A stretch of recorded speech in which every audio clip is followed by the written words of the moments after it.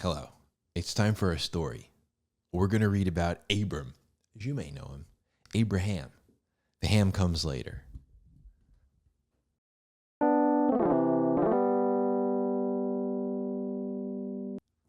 So, there's a man named Abram. We don't have a lot of backstory on Abram. His story takes place, or will be, in Genesis chapter 12, real early on. He is, let's see, he's very significant. He is the father, the architect, the patriarch of the nation of Israel. It goes Noah. Noah's got 3 sons. Those sons have a bunch of other sons. And Shem goes to Arpachshad to Shelah, Shelah to Eber, on and on and on until you get to a man named Terah. Terah is a high-ranking individual with Nimrod. There's a prophecy to Terah about Abram. Now, most of what I just said is actually documented in a book that's not canonized. It's called the Book of Jasher. Genesis does reference Jasher, so you take it for what it is. Could be accurate, could be not, could be colored in with some extra stuff. But in any event, in the book of Jasher, we see that there's a prophecy about Abram. And the leader, Nimrod, at the time, is not too happy with that. I believe it's Nimrod. Don't quote me on that. It's been a while since I read Jasher. He's not too happy about that. So he seeks to kill Abram. There's a prophecy about being a great man, leader of a great nation. And so much like Pharaoh with Moses and again with Jesus, same deal. It's a prophecy about them, and someone tries to kill them when they're a baby. So Terah sneaks Abram off, and he lives with Noah. Where we jump in is God calling Abram out of the land of his father when he's much older, 75. So let's jump in there. There's a lot to pick out here, some very important and insightful things. Let's jump in. I am in Genesis chapter 12, starting in verse 1, and I'm reading out of the English Standard Version. Now, the Lord said to Abram, "Go from your country and your kindred and your father's house to the land that I will show you, and I will make of you a great nation, and I will bless you and make your name great, so that you will be a blessing. And I will bless those who bless you, and him who dishonors you I will curse. And in you all families of the earth shall be blessed." So Abram went as the Lord had told him. And Lot went with him. Abram was 75 years old when he departed from Haran. And Abram took Sarai, his wife, and Lot, his brother's son, or his nephew, and all their possessions that they had gathered, and the people that they had acquired in Haran, and they set out to go to the land of Canaan. When they came to the land of Canaan, Abram passed through the land to the place of Shechem, to the oak of Moreh. At that time, the Canaanites were in the land. Then the Lord appeared to Abram and said, "To your offspring I will give this land." So he built there an altar to the Lord who had appeared to him. From there he moved to the hill country on the east of Bethel and pitched his tent, with Bethel on the west and Ai on the east. I think that's how you pronounce that. I mean, don't quote me on any pronunciations. I'm horrible at them. And there he built an altar to the Lord and called upon the name of the Lord. And Abram journeyed on, still going toward the Negeb. So we get this jump right in kind of story where here's Abram, and he's got now the voice of God coming to him to tell him to go somewhere. And he's going to just go to a land that I will show you. I'll let you know when you get there. Just go. And I don't know, this is different. This hasn't happened before, and it really doesn't happen again. It's a very novel story. Now, Dr. Jordan Peterson he's referenced this story many times. You may have heard of it when he references it.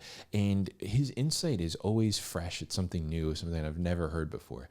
And he references the story as God manifesting himself as a call to adventure. Get out of your father's house and go make something of yourself, make a name for yourself, live your own life. And it's super interesting. I've never heard of that takeaway from this story, but it's very awesome and insightful.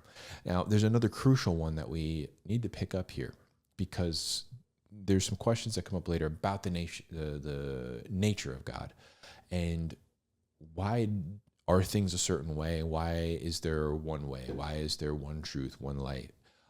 Why is there one people? And why is all of this the way that it is? So you get these punctuations in history where God is choosing things the way that he wants them to be and making executive decisions. Nope, I choose this one. I choose this one. I choose.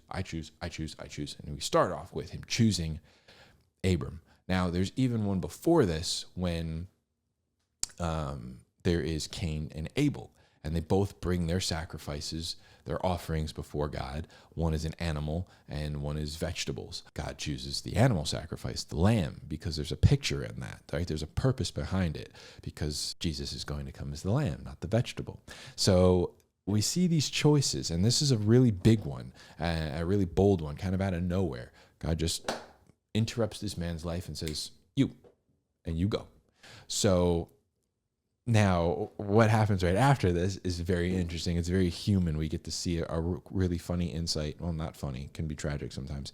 Insight into just how we work and how Abram is a nice little picture into how many thousands of years later we still behave this way. So let's check the next little section here. Let me get it queued up. We're going to read 10 through 20. And here we go. Now there was a famine in the land, so Abram went down to Egypt to sojourn there, for the famine was severe in the land. When he was about to enter Egypt, he said to Sarai his wife, I know that you are a beautiful woman in appearance. And when the Egyptians see you, they will say that is his wife. Then they will kill me, but they will let you live. So say that you are my sister, that it may go well with me because of you, and that my life may be spared for your sake. So when Abram entered Egypt, the Egyptians saw that the woman was very beautiful, and when the princes of Pharaoh saw her, they praised her to Pharaoh. And the woman was taken into Pharaoh's house, and for her sake he dealt well with Abram, and had sheep and oxen, male donkeys, male servants, female donkeys, and camels. But the Lord afflicted Pharaoh and his house with great plagues because of Sarai, Abram's wife. So Pharaoh called Abram and said, what is this you've done to me? Why did you not tell me that she is your wife? Why did you say she is my sister, so that I took her for my wife? Now then, here is your wife, take her and go. And Pharaoh gave men orders concerning him, and they sent him away with his wife and all that he had. Now, is this not something that, like, we as Christians, we do it all the time? It seems like I do it. I do it plenty. I've got plenty of stories of this exact thing where something happens and there's a movement of great faith, right? We move, we're going, it's whatever. And then the first obstacle pops up. And we go, well, there's no way the Lord foresaw this. So we're going to have to take it into our own hands. We're going to call an audible, and we're just going to make a call on the fly, and we're going to do a little bit of shucking and jiving, a little bit of lying, a little bit of finagling, and we're going to handle it ourselves, because I know the Lord told me to go on this journey, but there's no way he saw this obstacle in the way. So I'm going to take it in my own hands, and I'll figure it out. Now, what's interesting is Abram was right? He knew the problem, and he was right. That was going to be an issue. However, the solution was not, it's not it. We don't jump in and now, all right, well, we're going to have to do it our way. If God puts you on a path, he knows what's on the path, and he's going to deal with it. He's going to handle it. You just do the right thing. And even though Abram did the wrong thing, God still took care of him, and that's the providence of God. You're not going to get in the way of the plan. You might complicate it. It might get messy. And what's really hilarious and tragic at the same time is that oftentimes when these kinds of things happen, when we're on a path that, we're doing the right thing and we're moving by faith, and then the hurdle comes up and we go try to take things into our own hands and we do the wrong thing, trying to handle it. Here is Pharaoh being like, why did you do this? Pharaoh is the voice of reason. Whoa, Abram, why did you tell me that she's your sister? Like, who does that?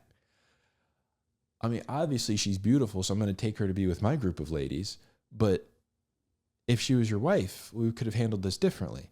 And Abram, it's crazy how much faith he can have to just get up, bring a whole bunch of people with him and everything that he owns, and go on a journey to who knows where, and we'll know when we get there. But then the obstacle comes up and he goes, well, there's no way, I have to handle this myself. And that's, so really two really cool insights in just this one chapter, where we get to see insight into the nature of God, where he is someone that is going to make executive decisions. And then also Israel is being established as the called out ones. And really God's people as a whole, the believers in him, Christians alike, we are the called out ones. And then we get to see another insight right after that, in that although we are the called out ones and we move in faith, and this, it's so easy for us to just end up in this position where all that goes right out the window and we're trying to solve things ourselves. So it's a great story with some really good insights. And that's the one I wanted to share with you today. And I'll see you in the next one.